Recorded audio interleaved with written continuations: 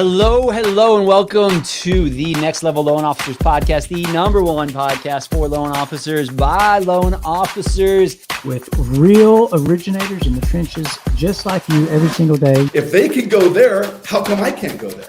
Well, you can. Like if you don't water your plants, you don't have future crops. You can't feed your family. You can't make a living. This is watering your crops. You have to find your community and you have to dig in. If it wasn't for you guys, I can tell you, probably my trajectory would have been a completely different one. We'll see you on the next Level Loan Officers Podcast. What's up, everybody? Welcome back to another episode of the Collective Podcast, formerly known as the Next Level LO Podcast. We are excited for today because it's all about sales and marketing, baby. We're going to dig into some CRM. We're going to talk about how do you get those eyeballs. Shane, tell people who we got on the show today. Well, Darin's a brother from another mother, and we met years ago, back when I was a babe in the mortgage industry, and I had no gray hair, a little less focus, and a little more energy. But what's so important about guys like Darin, everybody needs to have people in their life that are going to do what's required. They're going to do the things that work in any market. You know, it's easy to have a fast sailboat in windy conditions. It's really hard to navigate a sailboat with little to no wind. And so what I love about Darin had reached out to me a couple months ago to reconnect, and we were just digging in on all the things he's working on from a technology perspective. And it's the same stuff I'm working on. And I bet you it's the same stuff that we're all working on or should be working on. And so, but what I love about Darin is as you watch him coach and lead, it's really not about the technology as much as it is that's the tool that the best chefs use to make, Michelin star menus. Right. But it's not the tool, it's the chef. And so I would love, Darin, to just kind of lean into like some of these thoughts that you've had, some of the strategies and ideas that you've seen really that you're focusing on coaching the people that are working with you and using your products. Absolutely. Well, Shane, this is always great to reconnect, man. I remember when you were just jumping off the fire truck, you know what I'm saying? And getting in the mortgage business. And Sean, Sean and I go way back too. And Kyle and I, we go back, but not quite as far as it turns out, right? So about 7 minutes ago. Yeah, that's right. So, but it's really cool to be chatting with you guys today, and hopefully we can talk about some things that will give everybody a little bit of hope, because entrepreneurs, we're always full of hope. And I was actually listening to a podcast just the other day of one of my favorite mentors, and boy, they said something that really rang true to me. And that was, man, when you're an entrepreneur, every day you wake up, you go to war. And who do you go to war with? Your own brain. And it is so true. It's amazing. You always think that you have it solved, like you'll go through your own psychoanalysis, trying to figure out how to grow your business, how to scale your business. And, there's all those insecurities that actually come with that. I mean, we're all human, right?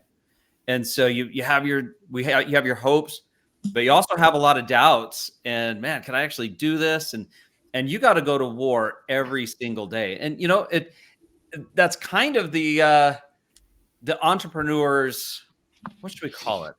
It's their script, baby.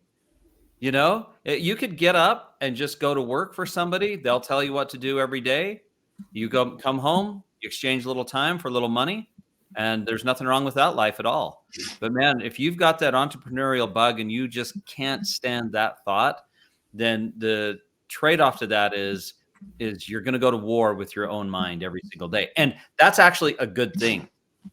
There's a lot of growth there, right? Tons of growth.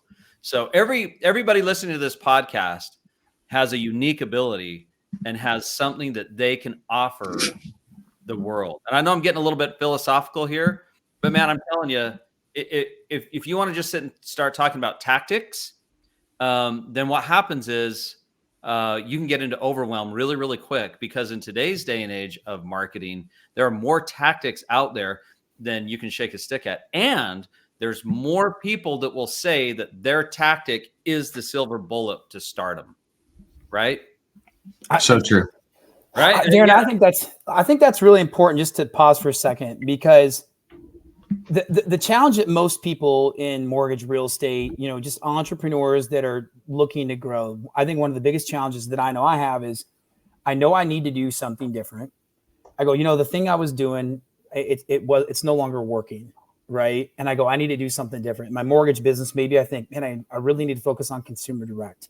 Like I need to get away from just one style of referral partner that I'm so dependent on. And then we say, but where do I go? And then to your point, I get online and there's 900 people that are experts on something, but yet I can't find any proof that they're actually doing anything successfully. And that's really what I've started to lean in on is just this thought process around, I don't really care to know any more ideas. I don't want any more ideas. There's enough ideas already out there for me to have for the rest of my entrepreneurial life. I want to know how to execute. I want to know the strategy. I want to know the blocking and tackling so that I can make that vision become a reality. And I would love to just dig in on some of those things that you see are really working well. And again, this is a guy, for those of you who don't know Darin, he's not new to the business, right, but you do a phenomenal job of reinventing yourself. Right. And I think that's what I find with most great entrepreneurs is every time you see them, you're like, dude, you got something new going on. You got some new idea that's turned into execution. So let's dig in on some of those ideas a little bit that turn into execution. You bet. Well, let me give you this. Let me give you a formula here. Okay. So this is a formula that applies to any type of marketing that you're willing to do or wanting to do.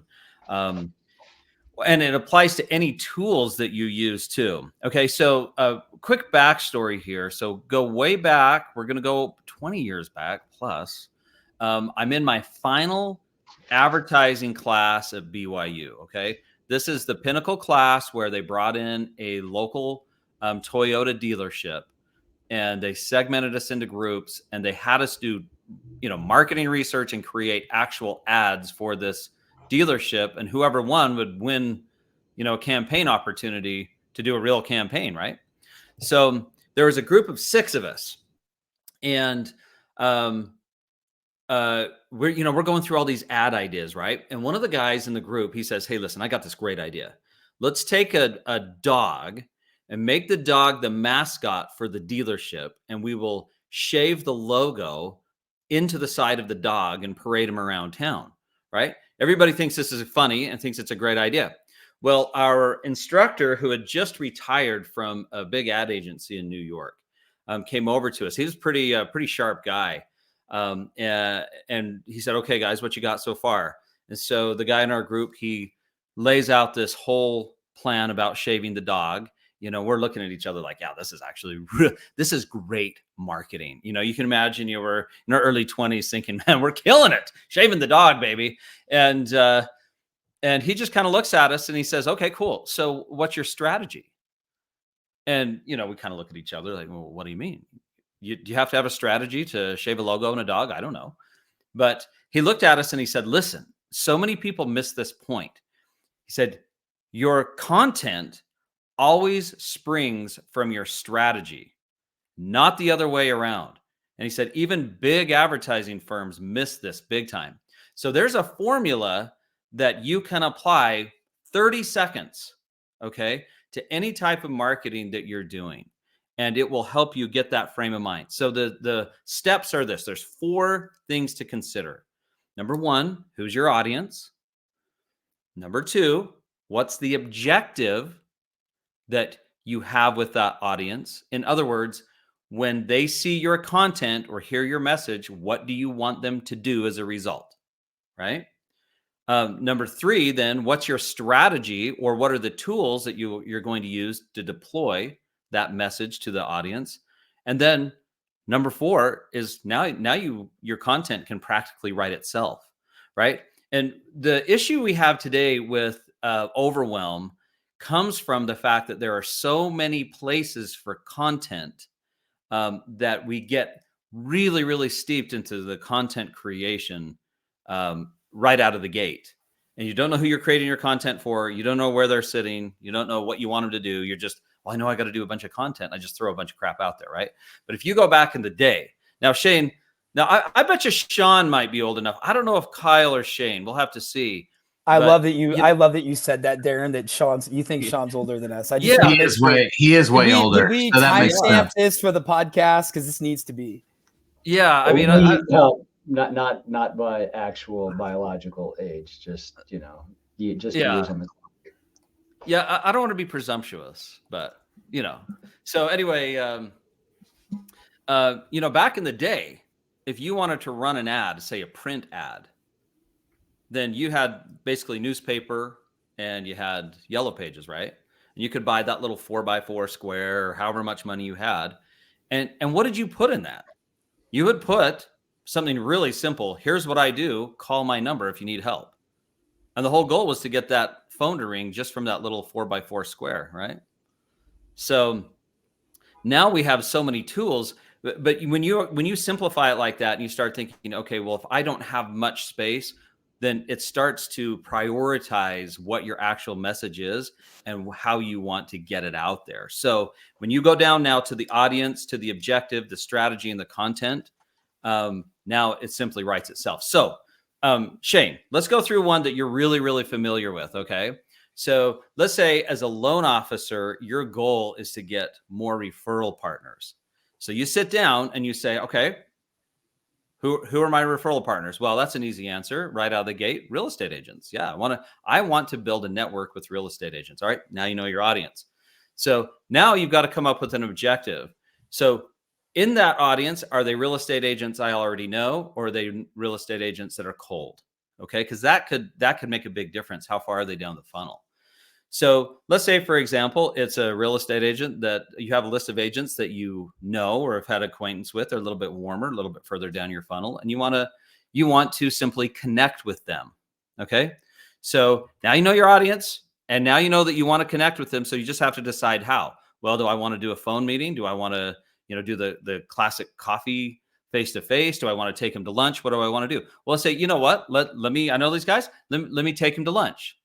I've got how many in my audience? I've got 10 in my audience. I want to take them to lunch. So what's my strategy? My strategy is that I'm going to use the phone. Am I going to text them? Am I going to Facebook message them? Am I going to call them? Am I going to actually write a letter? I know that's not on the phone, but you see, that's where the strategy comes in. It's that delivery method.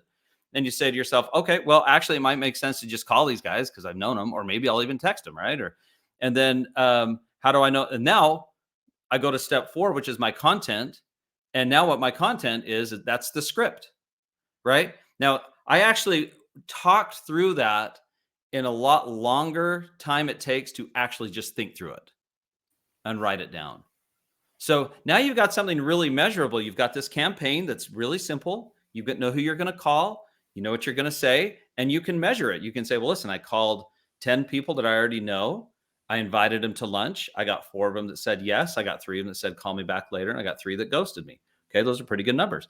So now what do I need to do? Oh, or maybe nobody answered the phone. Nobody ever answered the phone, man. So no people aren't answering the phone. So my strategy may not be working. I think my objective, my audience is still good, but my strategy is not working. So let me adjust my strategy. So maybe I'm going to text them.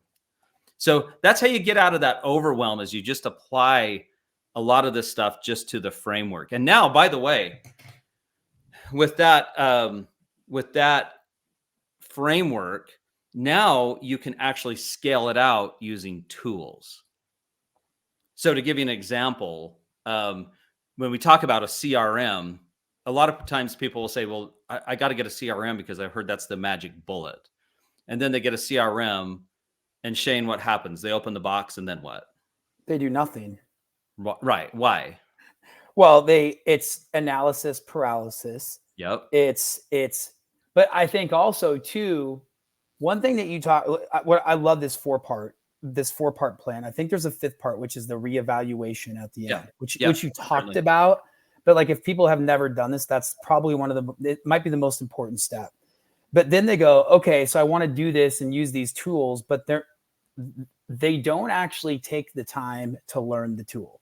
Yeah. So I don't think, if I just said, hey guys, like, I'm going to take Facebook Messenger and that's going to be my CRM.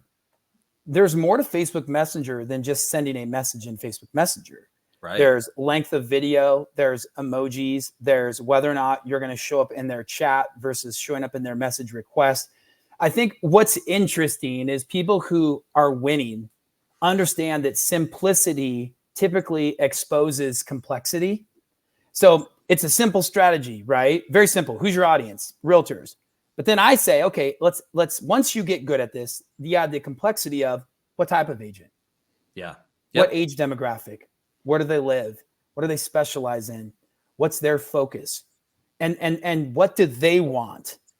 And then you go, I want to work with agents that are newer to the business, been in the business 5 years or less, that are focused on first-time home buyers, and their number one goal for the next 12 months is to double their lead count. That's a very different audience than realtors. Yep. Now, don't go to complexity before you've done simplicity, right? And I would say that's a long answer to a short question, but even with CRM, even my example of Facebook Messenger, start with sending messages, but then get into the complexity and embrace this opportunity to say, how can I lean into Facebook Messenger? How can I lean into CRM? Because what people do, they go, I need to do something. So they buy something and that's the biggest problem I find with people with anything like a CRM. They think that their swipe of the credit card is going to solve their problem. That actually gives them more problems. Because now they've got to learn the CRM and they go, I don't know what I'm doing. Now they're pissed off that they've spent the money. Now they're like, I don't know what I'm doing. I've spent the money and I don't have the time that I had before to be making those cold calls that I actually was good at or whatever the case may be. And so before you swipe that card, you have to be willing to say, I am going to become the master of this tool. Because what I know, having coached with a Navy SEAL, having been a fireman that had to learn multiple skills, having now become an entrepreneur, you're not in the infantry, you're in the special forces. And people in the special forces are experts on every tool they touch. They don't outsource all that before they know how to use it. They learn it. And Sean, you and I were talking a month ago about building out a new technology. And you're like deep into like building out a new technology for your team. I know, and I want you to confirm or deny this, you would never pass this to a VA in the Philippines before you were an expert on it. Absolutely not. And so like, because if you did, it would fail. Well, Darin, the questions that you gave as well too, like when, somebody's talking about building out a CRM, when you're asking yourself, like, what's your objective? What's your strategy? Like, and then what am I going to do with it? Like when we're swiping our credit card for these things, we're like, oh man, this solves the problem without going through that. And I mean, if we're just super honest with ourselves as loan officers or salespeople in general, like we're not good at any of those things. We need step 4. We need the content for us. We need somebody to teach us how to use it or videos in order to do that. And we think, oh my God, I'm going to save $100 a month by doing this myself, by paying for it myself, instead of like, oh wait, there's this finished product I could buy that saves me a massive amount of time, has everything built out, and has these training videos that I can use as well too. Yeah, absolutely. I mean, that's a huge thing. Look, most entrepreneurs, loan officers, real estate agents, you get really good at your craft, right? And that's what you're spending your time at. In fact, if you go to almost any forum or Facebook group that's loaded with thousands of loan officers, what are they talking about? Their craft. Like, hey, I got this 620 credit score. Does anybody have 100% financing for that? I got this underwriting problem. Probably 95% are all about the craft. And that's actually okay, right? That's okay because you got to be good at your craft to help who you intend to help.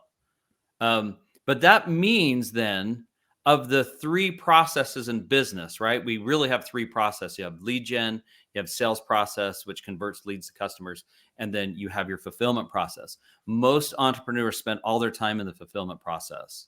They just do, and that's okay. And that can be dentists, chiropractors. It doesn't matter. You're in that fulfillment process. But the problem is the fulfillment process in and of itself does not generally bring business. And that old adage, if you build it, they will come, is terrible. That's just terrible advice. So Kyle, you could be the greatest brain surgeon in the world. And you could hone your craft to actually be able to save hundreds of lives, right? But if you're in the basement your whole life and nobody knows about you, then it doesn't matter. You might as well Absolutely. might as well not even have that skill, right? So true. Yeah. So that lead gen and sales process on the front end is really, really important. And most of the time people don't get into that lead gen, but fortunately that type of thing, marketing and lead generation can actually be delegated quite a bit. It's kind of nice. So Kyle, if you're that brain surgeon and I'm coming to see you, it's really hard for you to delegate your craft because you're so expert at it. But you might be able to deploy some tools and some expertise that other people have to help people know about what your craft is. Does that make sense? Absolutely, it does. So, I love this, Darin. So dig in on this a little bit in the last, like minutes we have here. Talk about some of these tools, because I think that it's 100% true that this 4+1 step process, understanding your audience, the objective, the strategy, writing the content, or having tools generate the content on your behalf or with your support, and then reevaluating to make it better is huge. I think that, as you said this, we're all good at, man, I'm a dentist. I'm getting in there and I'm cleaning teeth. I'm terrible at SEO. I'm terrible at blog writing. I'm terrible at these things. What are some of these tools that you're finding are, or where would somebody start? Who says, Yeah. Darin, I'm with you. I agree. I'm a fulfillment guy. I'm really good at closing a loan. I'm really good at converting a listing appointment to a listing. But man, I'm nervous because I hear that and it's not just writing content, it's creating like the spark for that lead gen, right? It's like, that's really what it is. Because there's so many ways to do that now, which is so fun. Where would you suggest people start? Okay. This is the best thing in my opinion, because gosh, I fall into this trap constantly, just so you know. Like this isn't something I've personally mastered. It's wake up in the morning and your brain just, thinking about all these different ways you get your message out. But listen, in the end, really, you help somebody solve a problem they have. That's all it's about, right? So if you're thinking about yourself, you're thinking about pitching yourself, people don't care. They do not care one bit. They only care about you in as much as you might be able to solve a problem that they have. So if I were to only put one piece of content out there for the world to see, it would always be an offer, 100%. So real quick, I'm 12 years old, right? I get my neighbor who pays me $3 a day to take care of his dogs while he's on vacation for about 7 days. He gets back, I make over 20 bucks. Now, as a kid in the 80s, this is a lot of money. Like, you've got to be kidding me. I just made 20 bucks and all I had to do is feed their dogs for like twice a day. So I asked my dad if he would give me $5 to help me print, because for some reason I didn't want to use my own money. Isn't that funny? Even back then. But so what I did is I got a piece of type paper, for those that remember that, and I just wrote on the top, "Are you going on vacation? I can take care of your animals and house, get your mail and stuff while you're gone. Call me for pricing." It was basically that. And I got 100 copies of those, and I went around the neighborhood. I didn't think anything of it. I didn't have any kind of sales nervousness or anything. I just thought, this is going to help a lot of people in my neighborhood. And so I just started knocking on doors and handing the flyers. And, I got some of the adults that kind of look at it and whatever. But, I got like 5 calls from that and started up this little business that just kind of grew and grew. And it didn't turn into anything huge. But for a kid that age, I remember one time, one lady paid me $5 a day for a week. And that was $35. I couldn't believe I made $35. But here's the point, okay, is I simply addressed a problem and made an offer to help them solve it. That's it. And this day and age now, we have all this content and all this creation that I call air support, because this is really cool stuff because it helps people foster you and get to know you. But if I could only put one type of content out there, it would be just a simple offer. Do you have this problem? Here's what I've got. Here's how it helps. Here's what to do next. It could be as simple as call me, right? I love this, man. Thank you for sharing this, because far too many of us, and if you're listening to this and you haven't thought this way, it's not your fault.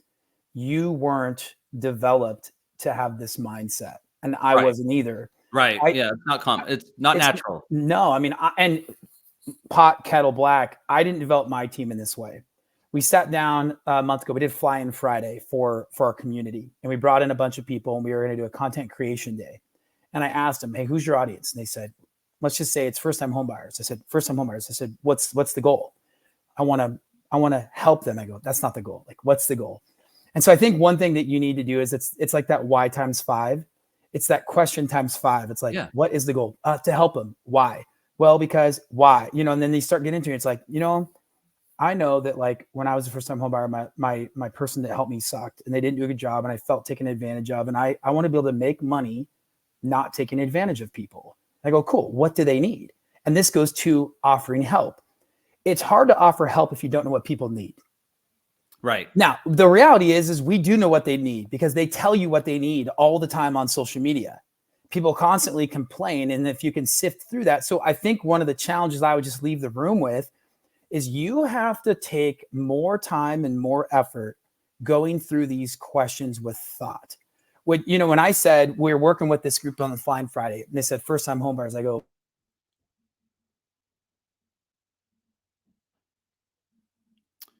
there goes Shane's internet connection. What a rookie. Yeah. Maybe Rookie not a mistake. moment too soon. There I you dropped. back. When you sit down with these high-end marketing agencies, it's psychology, right? They're going through psychology. Why does somebody want to buy a red can of Coke? They talk about what does red invoke in your thought process, and when the bubbles are like the fizz is happening, what is that doing? When you sit down with a first-time homebuyer and you say, what's their age group? Well, they're older today than they were before. What are those people that are in their late 20s, early 30s? What are they thinking? What's their frame of reference, their state of mind? They're kind of tired of the man always winning. They're kind of tired of being in a massive amount of student loan debt. They have these different challenges. And if you can address their challenge with your offer, you will always win. Yeah. And so for me, what I would say is, hey, if you're looking at first-time homebuyers, you're not looking at first-time homebuyers. You're looking at 27 to 35-year-old females that are $63,000 in debt. They have a frame of reference and a mindset of, most people in the corporate world, they don't trust. And so you start to build out the actual persona of the person, the demographics, their challenges, their weaknesses, and it makes it very easy to identify an offer. Yep. There you go. Yeah, you got it. Okay. So that's key, right? So here's the thing is, just two thoughts on this, because I know we're probably getting short on time here, but two thoughts on this. The one thing about putting the offers out first is there's far fewer variables that you have to adjust, right? It could be tweaking the audience, it could be tweaking your price, it could be some of those things. But in any case, but making sure that offers are always out there. Now, where does the role of technology come into play? Okay, where does CRM? What about all these channels that we can communicate out on now? All those are simple ways to scale your offer out to the right audience. So now we've got tools that can organize our audiences very, very well. We've got tools now that can communicate with our audiences on the channels that they're coming in at. So back in the day, it used to be call me on this phone number, right? And if the phone was ringing, your ad was working. If it wasn't, it wasn't. But now you've got all your social media channels, all your Google My Business, text, email, everything, right? And so now, and you've got customers and prospects that are living out in those arenas, but you're not going to be an expert at all of them. It's impossible. Really, it's impossible to be an expert at every single one of these. And so if you can bring a tool like TruePartner AI built on the high-level platform that can aggregate all of these into one location, you don't have to be an expert. And now you can take that offer, and instead of going door to door like I did when I was 12, you can actually scale it out by the thousands in just a few clicks. So, because a key point to your offer is getting it out to enough people, right? So if I took that door to door to 1 or 2 people, it just wouldn't have flown. 100 people, I got 5, right? So what if I would have taken that, was able to get that whole thing out to 10,000 people? So to give you an example, we used to run a little get together for real estate agents, a little while back. And, we would call them and invite different ones. And you'd usually get, I don't know, it wasn't a big number, like 20, right? We get 20. And so once we started deploying True Partner AI, I was like, you know what? Why are we even having the team call? I just dumped a list of 350 realtors that we didn't even know, honestly, into the system. Boom, had an invite, a quick little registration link. I got 20 people signed up that I didn't even know. And it literally took me 5 minutes. So that's the whole point of a CRM. The whole point of tools like this is it's simply to just take what you're already good at and your offer and scale it out, right? And then you just eat the elephant one bite at a time. Just get better and better as you go. So it's really it. It's that simple. Well, I love it, guys. Well, Kyle, Sean, close us out, man. My internet's obviously I got like bargain basement prepaid internet, I guess, unbeknownst to me. So I thought it was fiber, but hey, yeah. Darin, so True Partner AI, somebody just go to truepartnerai.com. How do they find out? Yeah, you go to truepartnerai.com or truepartnersuccess.com, either one. Yep, we just sign up. We have it's a monthly membership. Depending on how you scale, we have it for single users or for teams. We've also got, now, by the way, it is built on the high level platform, which in my opinion is the best marketing platform out there. We customize it for your business, and we have tried and true tested campaigns pre-built. And plus I've got some other really cool things that are built right into it, like running your Facebook ad campaigns right out of it, as well as some other additional marketing training if you want. But what we don't want is we don't want people opening the box and doing what typically happens, what I've been guilty of a million times, and that is I'm not doing anything with this, right? We want you getting results right out of the gate. So part of this software, it's not just about the software, right? Anybody can buy software. You can buy a high level off the shelf, right? But we have a 12-step marketing plan that will take you step by step, because we want you sending your first email within 24 hours. We want you launching your first social media campaign within a few days, that kind of thing. And so it's step by step. And once you go into it, you'll find, oh, wow, this actually is a very, very easy platform to use. And you'll have no idea what you did without it. So yeah, it's incredible. TruePartnerSuccess.com. Head on over there. And we've got more cool stuff that we're always rolling out to help you get business. That's what it's all about, right? Everybody just, in the end, everybody wants customers. And how do they want them? They want them immediately. They want them with very little work, additional work, and they want them risk-free. I mean, that's the silver bullet, right? So that's what we're always after. Darin, this has been awesome, man. We're so honored to have you on the show. We're honored to have you inside of the coaching program as well, just contributing. Guys, this is what we're all about. If you want to be a part of what we're doing, go to becomeanl.com. You can see how you can join this movement, this collective of people, because we want to see people get to that next stage to be able to grow. And it's guys like you that make it possible. And so cannot thank you enough for jumping on with us. Oh, my pleasure. Thanks, Kyle. You're awesome. All you guys are really great. Yeah, we're great. Yeah, we're amazing. That's why we're here. Well, and I think too, like, we're going to see more of Darin inside and that's on right. the other side. And I think that's something, because you need to surround yourself. Kyle and I were talking about, our fundamental 4.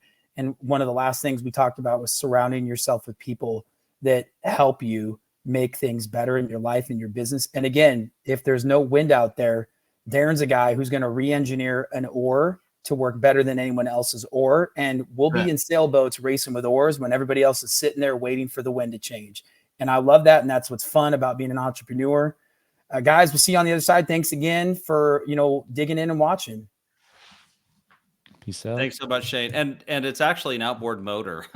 I love it, man. I love it. Thanks, guys.